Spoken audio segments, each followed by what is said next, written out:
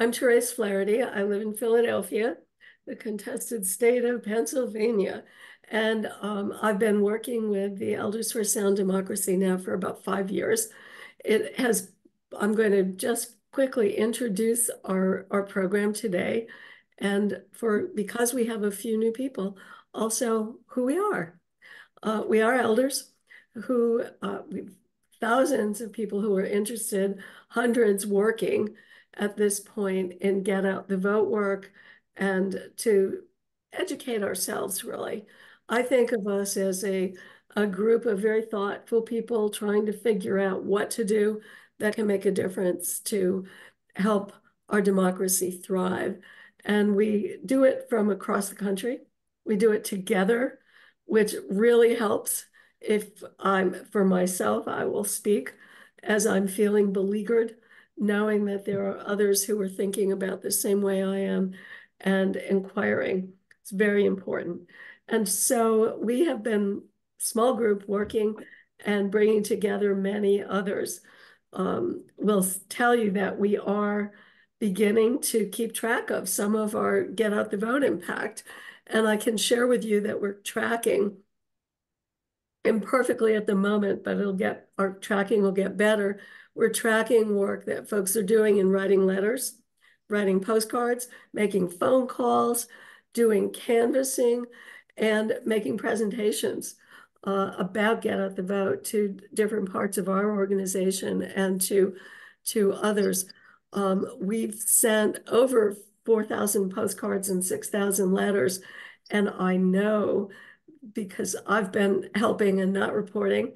I've been working with the Civic Center and helping them to mobilize their volunteers. We have sent over 50,000 postcards into Pennsylvania mostly, and to Arizona, and sending them, I think, in a really smart way to parents of 18-year-olds in the urban areas and to 18-year-olds themselves who've just registered to vote. So as some of you heard, one of the statistics I find most interesting is that even though we have a pretty small percentage of young people registered to vote, like under 25, 30, depending on what state you live in, it turns out that over the last 20 years, 75 to 85% of those 18-year-olds who are registered do vote. So very powerful group to connect with. And we don't do it alone. We do it with the Civic Center, and that's a model for the kinds of things you'll hear about later.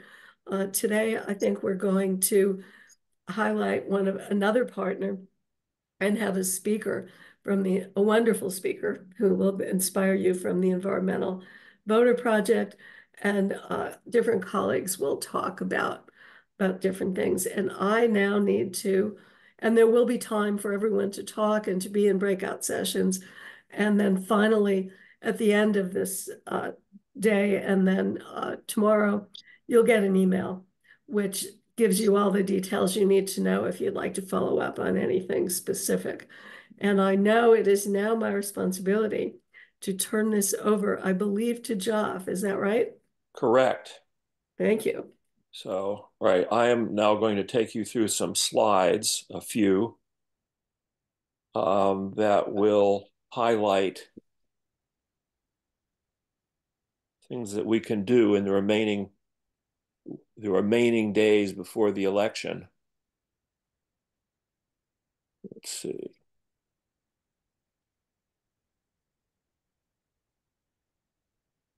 Uh,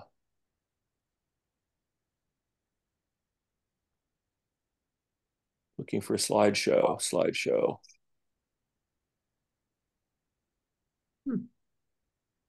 Go to your left. Third The top item slide, down. up at the top, slideshow. See it? Oh, okay. I got a confession to make, which is that my glasses broke uh, yesterday. So I'm sorry about that. But at any rate, so right. So in a few minutes, I'll take you through some things that occur to us that you can do in the 19 days remaining until the election. things we can do on our own, and then with these organizations, one of which that Therese highlighted a moment ago. So starting with what we can do locally, the first thing, very important, is to check your registration, and also to tell your friends to check their voting registration. And write to friends and family. And examples of friends and family letters, templates will be shared with you. And of course, we can write letters to the editor of our local newspaper, canvass door to door, and hand out flyers or carry a sign, for example, at supermarkets, etc. One of the things that we can do, and Jeff here has done a bunch of this, is set up a table, talk to people, and distribute information, for example, at farmers markets. We can offer rides to the polls, and there's an organization here with a link you can contact about doing that, and then volunteering at polling stations. So there are 3 organizations that we're very enthusiastic about, and there's work to be done with each of these, one of which Therese just mentioned, the Environmental Voter Project. There's still plenty of phone banking and canvassing opportunities in Arizona, Pennsylvania, Georgia, and North Carolina. You'll hear more about them from Shannon in a moment. And then another organization, Center for Common Ground, which is really focused on getting the vote out among minority voters. Phone banking in Florida, Georgia, North Carolina, and Virginia in the remaining days. And then finally, writing letters with Vote Forward to potential voters, and you can see a welter of states there. So starting with Vote Forward, some details, and all of these slides will be sent to you. If you throw in with them, you can count on 5 to 10 hours during October, working on your own schedule. And what you get from Vote Forward are letter text templates, addresses, instructions. What you do is you create an account, you download addresses from their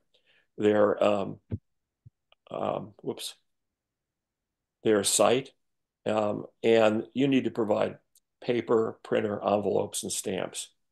And the opportunity to do this is open until October 29th. Link here to do that is shown. Any questions you have, you can have answered by contacting EAN at this email address. And this organization has an impact, increasing voter turnout in 2020 by 1%. Center for Common Ground is the organization that really focuses on getting the vote out amongst minority voters. 1 to 3 hours a week, 1 to 3 hours to make an impact. And what you do is you do phone banking, and there are tutorials to do this several times a week, and sign up for a 1 to 2 hour session with a speaker in training. Lots of options still, lots of sessions. The link sent here, and again, EAN will support you if you reach out to them at this email address if you have questions. Very substantial impact you can see by their phone banking efforts in 2021, increasing turnout amongst the people they contacted by over 17% by phone banking and over 3% by postcard writing. And then finally, Environmental Voter Project.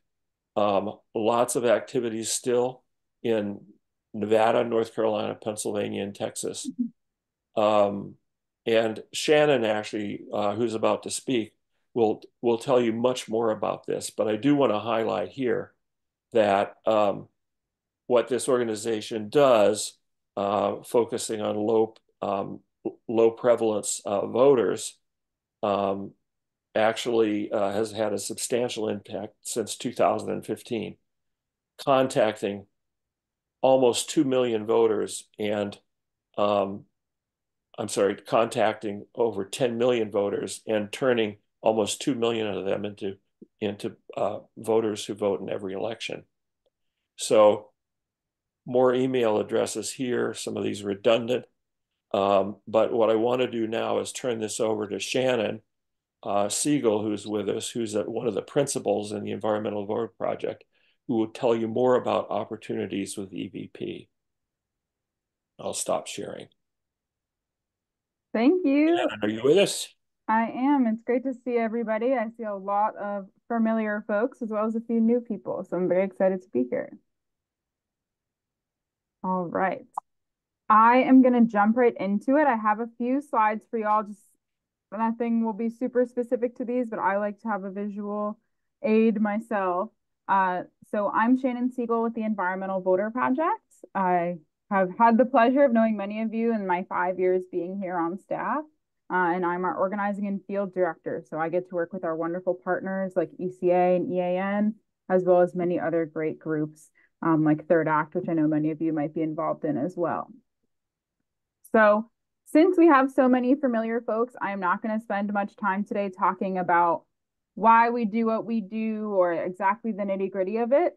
If you need that full explanation, you can get that at the beginning of every single one of our phone banking shifts. We have a full training starting with who EVP is at the beginning of every shift. So I'm going to give you like the real top line things, and then I'm going to just talk to you about our biggest opportunities to make a difference over the next less than 3 weeks and beyond. So this sentence here really is what we do, and we don't do anything else. So we turn non-voting environmentalists into consistent voters.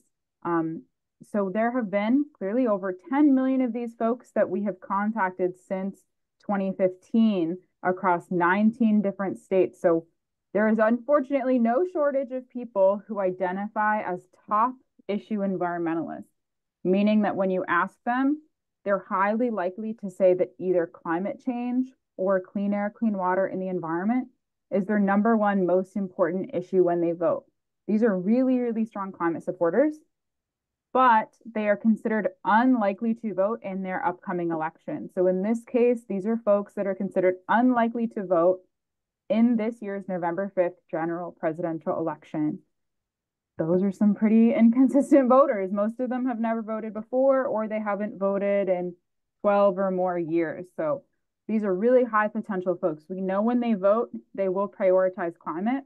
We just need to get them to vote. So we are entirely nonpartisan when we do this. We don't make any endorsements. We don't tell folks which candidates to vote for or even what ballot question or initiative to vote for. Instead, we are just focused on finding the best ways to get these folks to turn out and vote, right? They're not in a good position to be persuaded on who to vote for because they're considered really unlikely to vote. So once we can get them to vote, then other great organizations that do education and persuasion around candidates or ballot questions can pick them up from there. So once they start voting, then they're in a better position to really get that persuasion and get that voter education on the actual candidates. We're doing the education on how to vote. What are the logistics? Where do you go? Which can be really challenging for folks, especially this year. So we base all of what we do in behavioral science data. We know you have a lot of different choices on who to volunteer with or where to spend your time. We only ask our volunteers to take action in ways that we have statistically significant results on like impacting turnout. So while obviously we haven't turned folks out in this exact election before, we have years of research and evidence to show what kinds of sentences, what phrases, what timing really works to get people to vote. And we run randomized controlled trials on that voter turnout so that we really have a good sense of a group of people we contact, a similar group of people we don't contact, and what their different turnout rates are. So we report all of that on our website. You can see that at environmentalvoter.org/results. But I wanted to call your attention to this new mini briefing that we just released a couple weeks ago, where our executive director specifically drills down on the behavioral science behind our calling scripts. Because from now through November 5th, our most consistent opportunity to turn out voters is through phone calls. our postcarding campaigns are done for the year, and we do have canvassing in Austin, Texas, Philadelphia, Pennsylvania, Pittsburgh, Pennsylvania, and Tucson, Arizona. So if you're in one of those areas, we would love for you to join us for a canvas. But if you're not in one of those areas, or even if you are outside of canvassing, calling is our remaining way to contact voters. So I wanted to call your attention to this excellent resource, because sometimes when you're reading the voter contact script, things don't feel intuitive. Or you say, why are the words written like this? Why can't they be this other way? So we really talk about, like we call it the anatomy of our scripts. Like each piece that we're asking you to use, we tell you the data behind it. So this is just on our YouTube page. If you go to the Environmental Voter Project's YouTube page, you'll find it near the top. But I put the link here as well if you'd like to find it. I really encourage you to check this out, and I promise it'll get you feeling really motivated to make those calls. This year alone, we are targeting 4.8 million unique voters across these 19 states. So we're using those informed scripts to talk to 4.8 million voters who we've identified.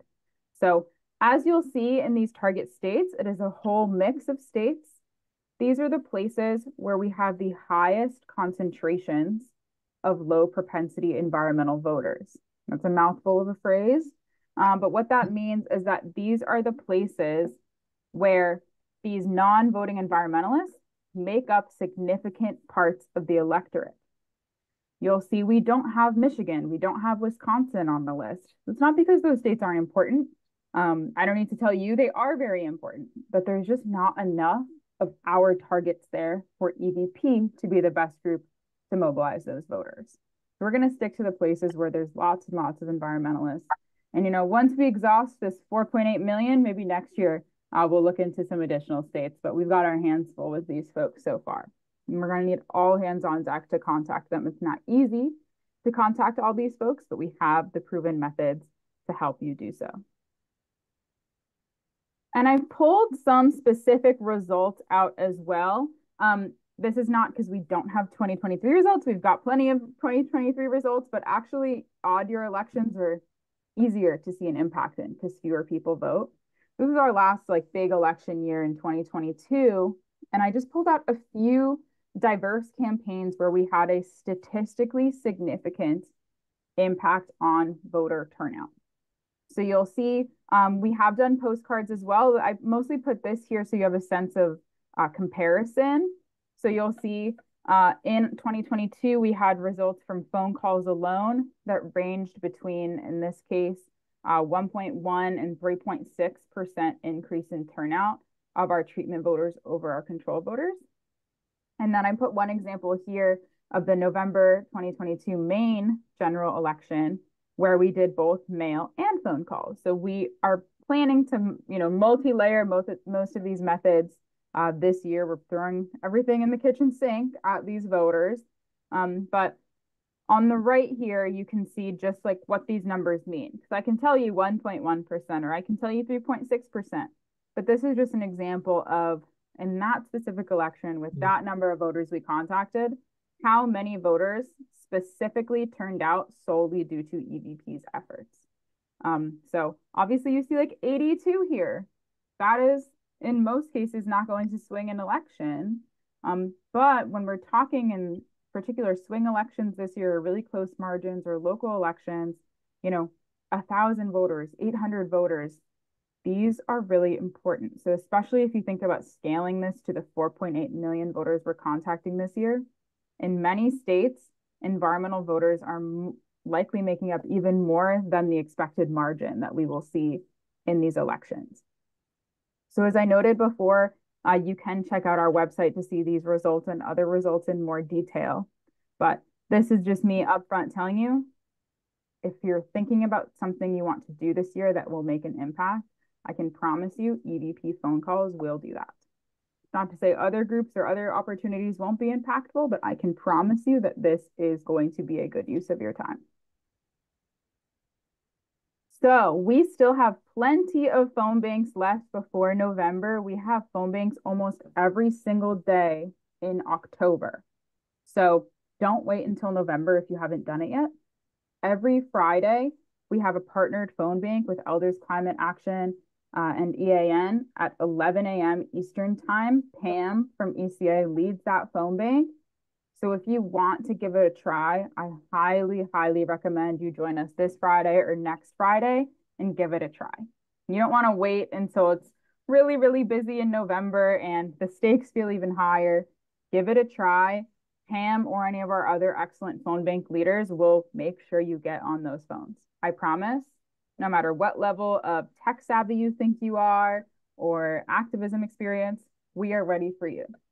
If you can get going in 5 minutes, then we'll let you get going in 5 minutes and get on the phones. If you need an hour and 5 minutes to get trained, we'll help you for an hour and 5 minutes to get you trained. So you can go to our website, environmentalvoter.org/get-involved to see all of those shifts.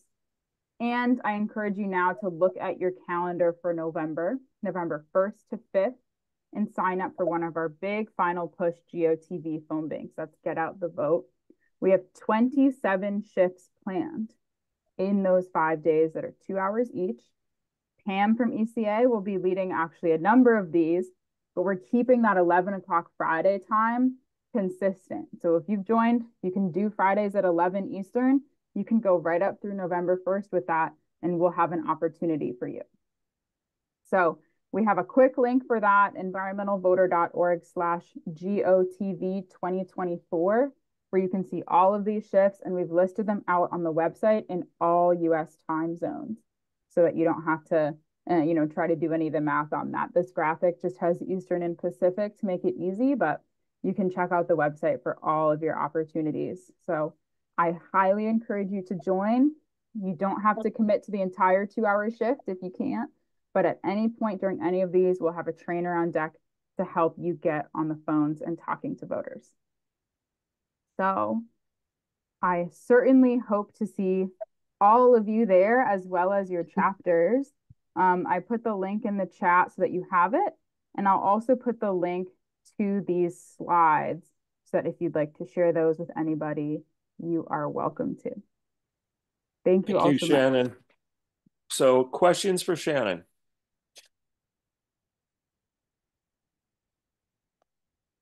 John. Yeah, Shannon, somebody just yesterday actually asked me the question, how come these environmentalists don't vote? It's counterintuitive to most folks. You have an answer to that?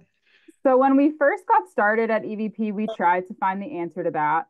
And what we found out is that it's really hard to find out why someone doesn't do something. Because I could come up with 10 reasons why I might not vote. And it's actually kind of hard to know in your own mind which one is actually the reason you're not doing it. You could say, oh, it's complicated for me to get to the polls, or I'm not sure who the right candidate is, or I don't feel excited about the candidates.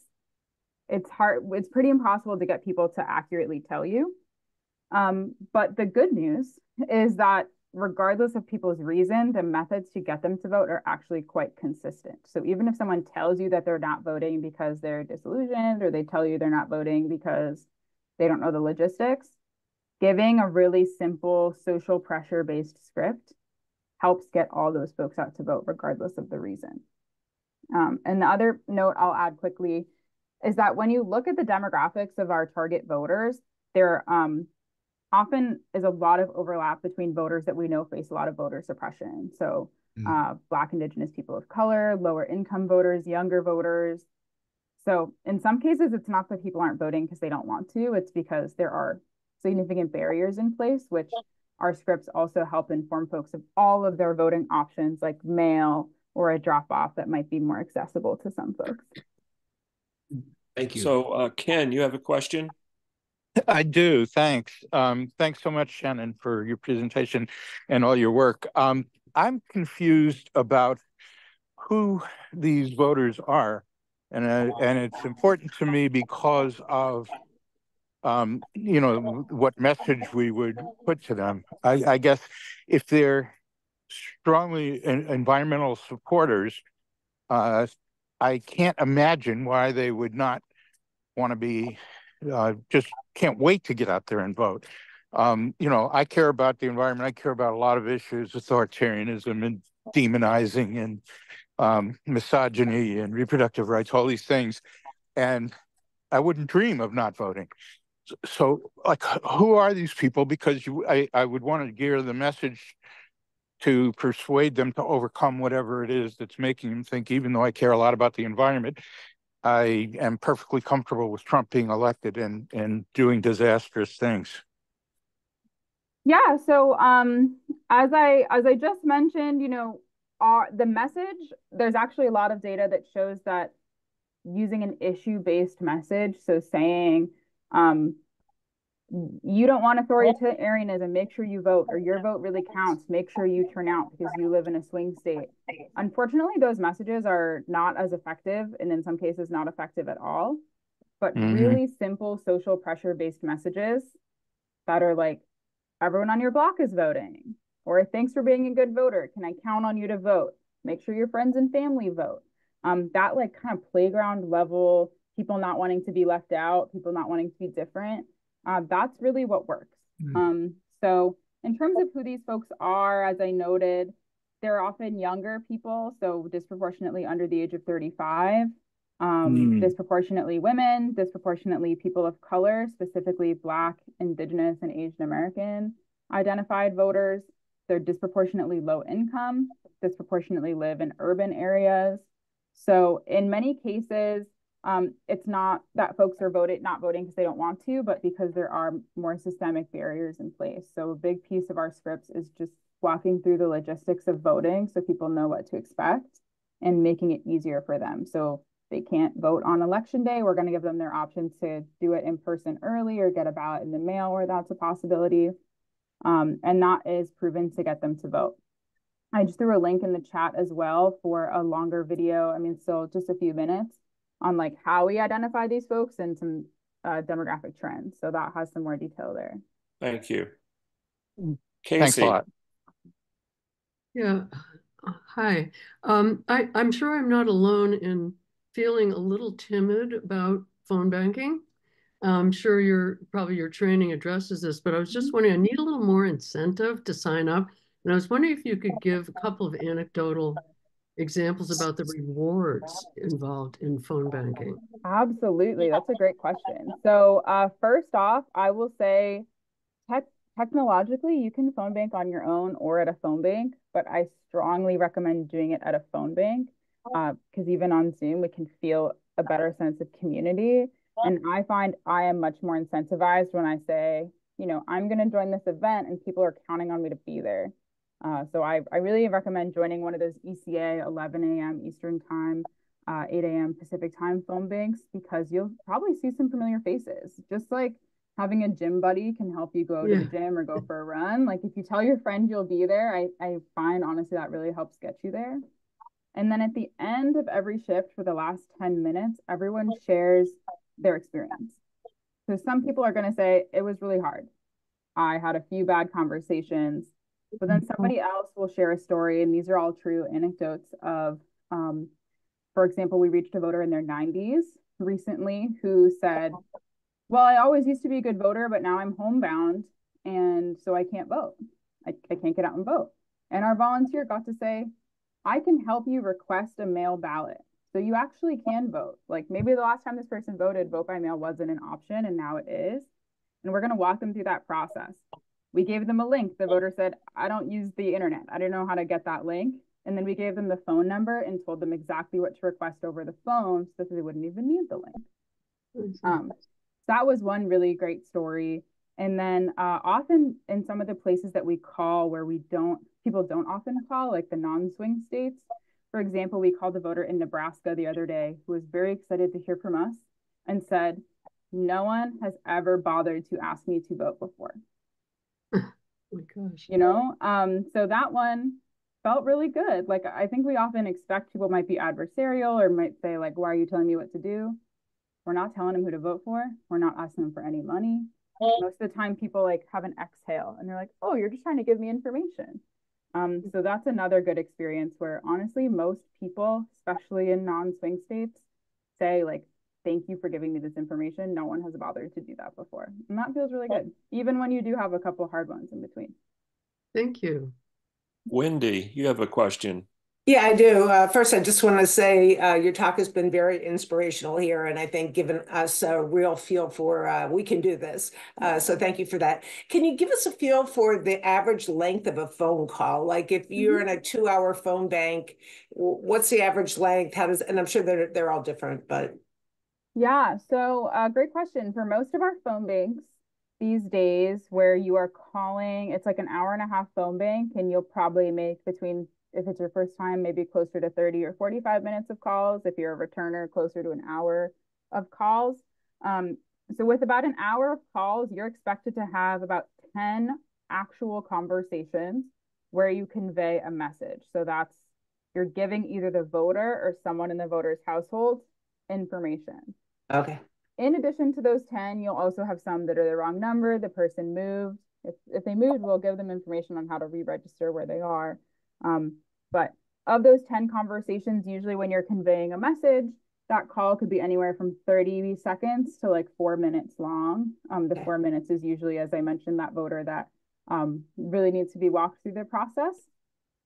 So the calls tend to go pretty quickly, and I would say 10 conversations feels like a pretty meaningful number on that. So you're not going to be waiting for too long in between your calls. Great. Thank you. Thanks very much, Shannon. What I want to do now is turn the meeting over to John Sorensen, who's going to lead us in a breakout session topic. John? Yes, thank you, Joff, and thank you, Shannon. It's really a pleasure to have you with us. So we really appreciate it. So have a good day.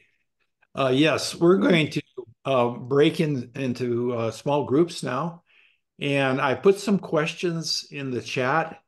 And I'll just read them to you, and then you'll spend, I guess, 15 minutes in. No, let's see. We'll have a 20-minute breakup, so you'll have plenty of time to really wrestle with these questions with somebody, all the others in your group. So the questions are: what have you been doing to get out the vote up to now? The second one is, well, we just have been informed on what we can still do, and signing up for a phone bank or whatever that letters to the editor and so forth. What do you plan to do in the time here? And do you, if you need assistance in doing these things, because we mentioned several things, let us know that.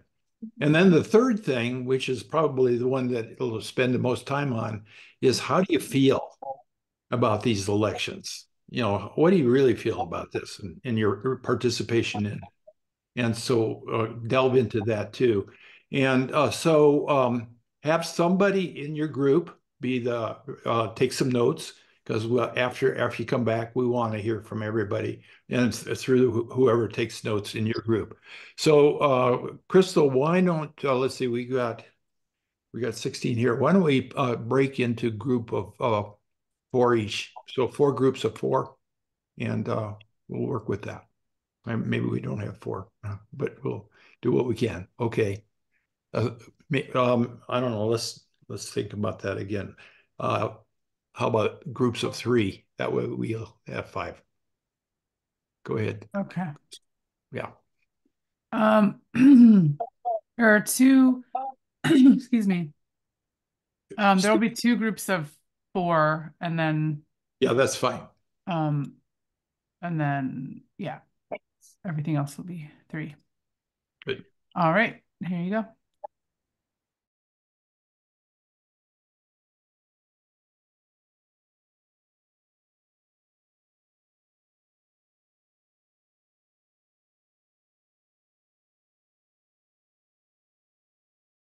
Okay, everybody, welcome back. Let's spend a little time hearing from each of the groups. So whoever, I hope there was a note taker in each of your groups. So Wendy in group 1 volunteered to do that for us. Wendy, can you hold forth?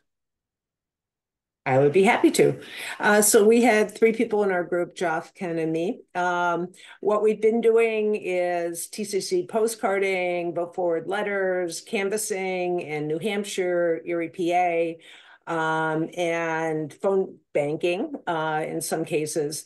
Lots of postcards to Arizona, and noting there, Jeff noted that many of the addresses for the environmental project were to Native Americans. So that was an interesting subsegment of people interested in the environment but not voting, and helps you think about vote suppression and other things like that. So some of the reasons people don't vote. And then the Nevada team, which Jeff has been involved with and doing a lot of work there. What we're doing the next few weeks, we're canvassing. All 3 of us got excited by Shannon's talk, and we're going to jump back in on the phone banking and see if we can make a difference there.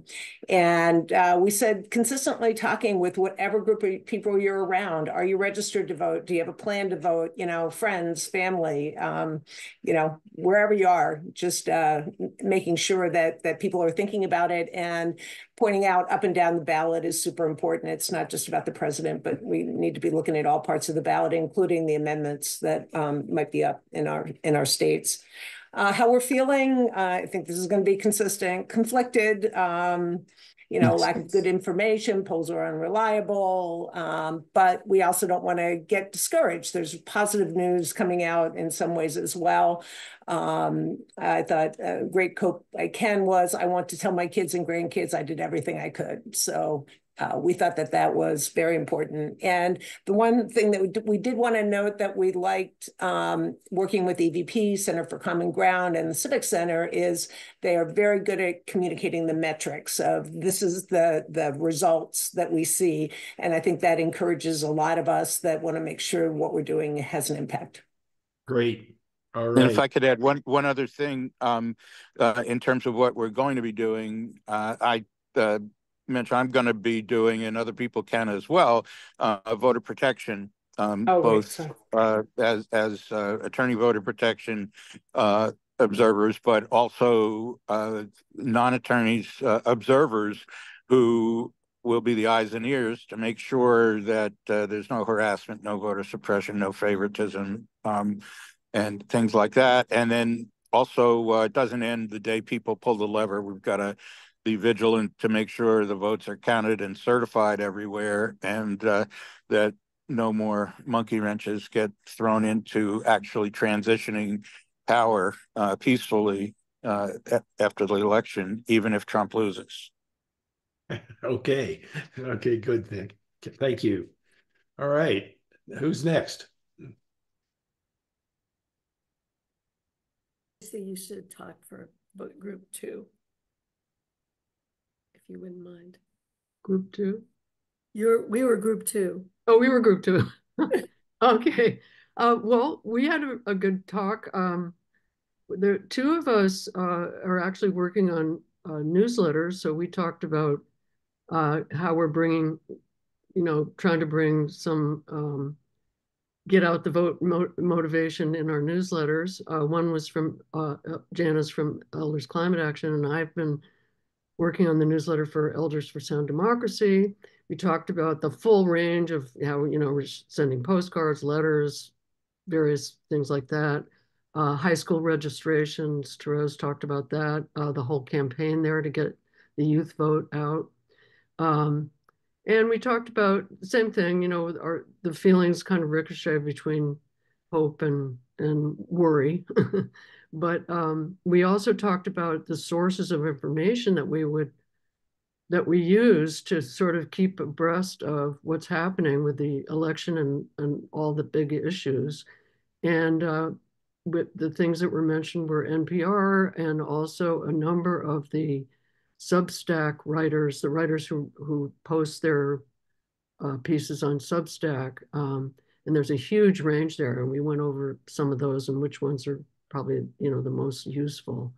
So it was a really good talk. It was just, it's always nice to be in a circle with people that are feeling it. And that's how I felt. Right. Okay. One other group. Who was, there was a third group, and then I'll talk about the fourth group. Who was from the third group? Maybe they don't know their number. Okay, well, in our group, this was Jan and Nancy from Jan from Massachusetts, and Nancy from Tucson, and myself. And let's see what I say. We have lots of postcard writing, letter writing, and some phoning. They were both working on getting people registered at first, and then getting out the vote. Nancy is multitasking. She's getting ready to run a convention of the Arizona Episcopal Church. And so she's anxious to get that behind her, so that then she's going to be handing out flyers at different events, different fairs, I guess, different fairs. Jan has been doing both postcard writing and letters, primarily to Pennsylvania, and now is doing some card writing for Arizona. Has found it very satisfying to be doing that. And also working with the Center for Common Ground in Florida, working with Black women of Florida, and that's very, very satisfying. And the other thing Jan has done, and actually I've done the same too, is working with Native Americans in the northeastern part of Arizona. That's the Navajo, the Hopi, and the Apache tribes there. So that's been very satisfying. I've been doing a lot of the same thing, writing cards, helping everybody get organized. It's been a haul for the year. Many of us have, and so there's, in addition to the card writing and that sort of thing, is getting other people to do these things, bringing people in and getting them engaged in however they would like to get engaged in. So I'll be saying a little bit soon about our what we're going to do next month, but when we get to review everything we've done for the year. But it's been incredible what we've accomplished, and we really need to be proud of what we're doing here. So again, going back to the feeling part, feelings are all over. A lot of feeling of I think Jan used the word petrified of what might happen after this election, regardless of who wins. We're talking about all the guns that are out there that make it dangerous. They're talking about how the dismay of how can people think the way they do. What makes them believe all this fake news that is coming out there. Craziness. That was Nancy's. What's up with all this craziness? So we talked about that too. And we've got fear, we've got anger, we've got it's hard to get to the compassion part, that we probably ought to be feeling for people that have been misled like they have been. So I don't know, that's what I would say. Was there any other group not reporting yet? Did we only have 3 groups? No, we had 5. Oh, we had 5. Okay, Linda. Yes. We had a strange makeup in our group because we had Carol and Jeff Johnson, me, and who are on the leadership team that talk to each other frequently. But it was very nice to have Sister Judith join us from Milwaukee. And I would just say that for the most part, what we've been doing is lots of postcarding, letter writing.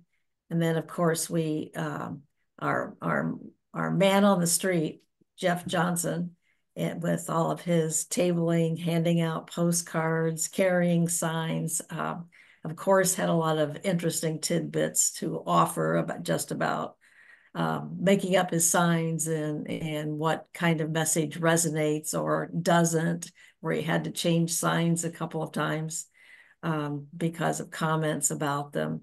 And he talked a lot about his concern for free speech, and where he'd been asked to leave a number of places. Jeff talked about he'd like to do a letter to the editor, but he doesn't quite have time to do that. And I, looking at where we go from here with a little time left, after doing the organizing, working on organizing and working with the Wisconsin team, I'm going to try phone banking again. I had some not very good experience before, but I'm really anxious to try it with Reclaim Our Vote and see how that goes, and EVP too. And I've also, as I've done in the past, am going to do election protection with Common Cause at the polls. And in terms of feeling, I think it was very similar to what John was talking about with, really trying to understand why the election is so close, and haven't changed minds of a lot of people, and very concerned about how close it is and what the ramifications may be. Right. Okay, good. Thank you. Thank you, Linda. Anybody else? Was there another group? Was there anybody that didn't get reported on here?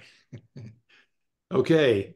Well, thank you, everybody. And I want to just keep saying that we thank everybody that participates with us on this thing. We couldn't do all the big projects that we do without everybody's help like you all provide. So I'm going to just switch gears here a little bit and say next month, we're going to be meeting on the third Wednesday of the month. That will be on November 20th and be after the election. Of course, we'll have a lot to talk about.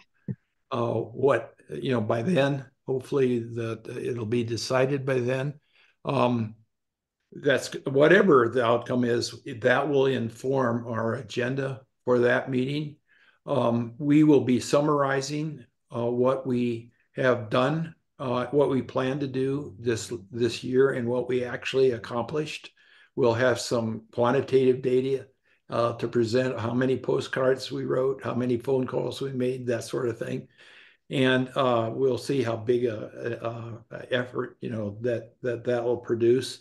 I'll talk about, we have 6 state teams that have been part of what are doing. We'll hear from each of those teams about what they accomplish at the state level. And we will then critique our work, like what worked well that we will make sure we will want to do again in the future. What were the challenges? What didn't work so well? And why was that? We will then, after we've kind of gone through that, we'll talk about a little bit about what we're going to do in December and then January. December, we're going to have an online party, and we're going to figure out how to have a lot of fun online. So make sure you line up for that, because I think we probably all need a good party after we've been doing this year. And then January, by then we will have our planning done, what our intentions will be for 2025. That's something that we do every year when we go into a new year. That's part of Elders Action Network's requirement as an organization, is that we have a plan and a budget to go with that. So those will be the things. We'll briefly say more about that in November. So thank you for joining us today. We can stay on here if anybody would like to chat for a little while. We'll stay on for an extra 10-15 minutes here. So anyway, thank you for joining us today. Again, your support has been very much appreciated, every one of you, and whatever you have been able to do for us. And let's appreciate each other in our efforts there. It's a big job, and as seniors, as the elders, that seems to be why we are here at this time. It's not been easy. It's not easy to figure out why is this going on, but we're here and we're doing the best we can to take it on as responsible elders. So thank you for that. And Have a good rest of your week, and we'll see you after the election for sure. All right. Thank you. Bye-bye. Goodbye.